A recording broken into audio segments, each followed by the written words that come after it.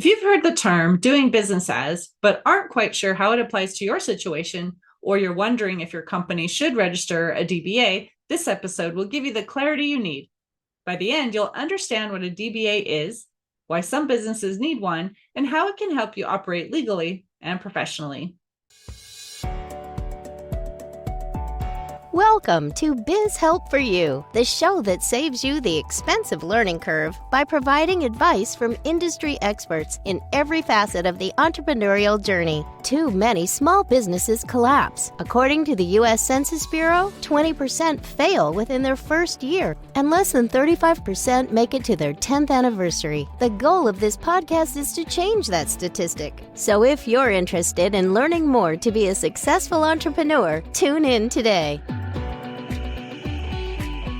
Welcome to this quick tip episode of Biz Help for You. I'm Candy Messer, and in 10 minutes or less, I tackle one business question to help you make smarter decisions because I want to see you succeed and truly enjoy running your business.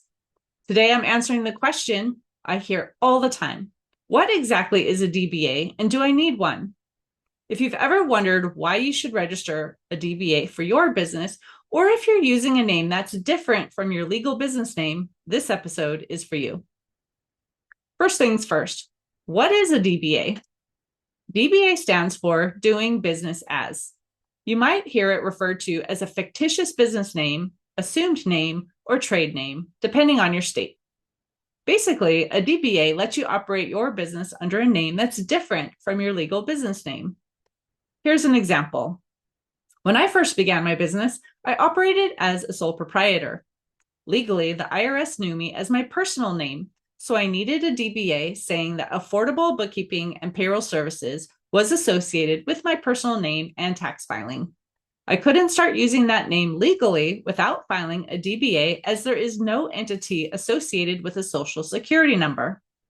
Once I incorporated, I now operated as an entity known to the IRS, and no DBA filing was needed.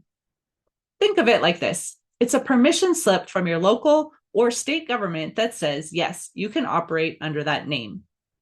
So who needs a DBA? Let's look at a few common scenarios. Scenario 1, you're a sole proprietor using any name other than your legal name. If your name is Jessica Lee and you're running a business called Modern Wellness Coaching, you need a DBA because your business name doesn't include your first and last name. Scenario 2, you have an LLC or corporation, but want to use a different brand name.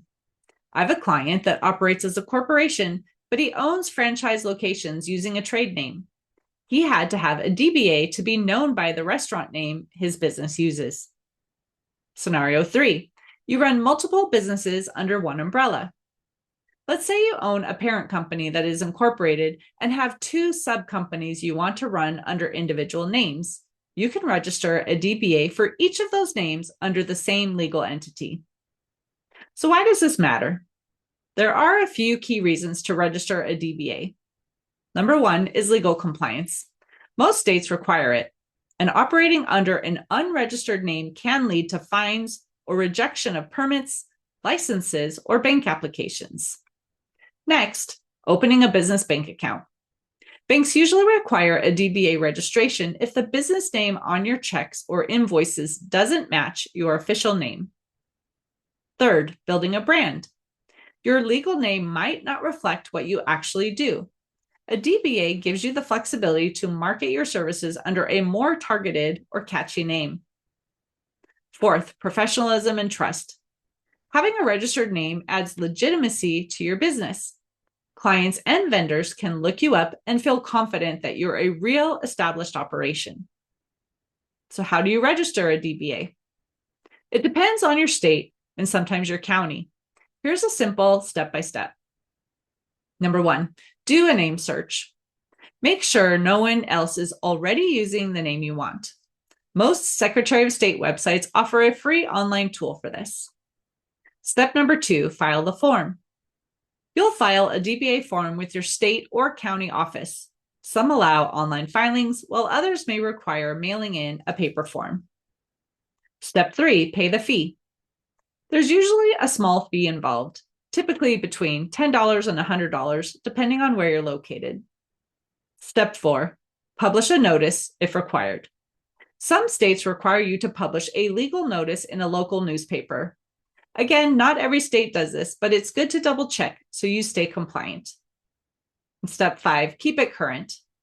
DBAs often expire after a few years, so don't forget to renew it if needed. So here's the bottom line.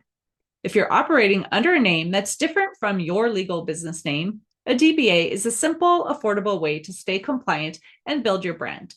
It's a small step that can make a big difference when it comes to professionalism, banking, and legal protection. Thanks for tuning in to this quick tip episode of Biz Help for You. I hope that it cleared up the information for you on what a DBA is and whether or not you need one for your business. If you have a question you'd love to hear covered, send me a message at media@abandp.com. And if you found this episode helpful, would you leave a review and share it with others? If you'd like to financially support the show, a link is in the show notes. Until next time, have a great day. Thank you for listening to Biz Help for You. Please join your host, Candy Messer, again next time. Have a terrific day.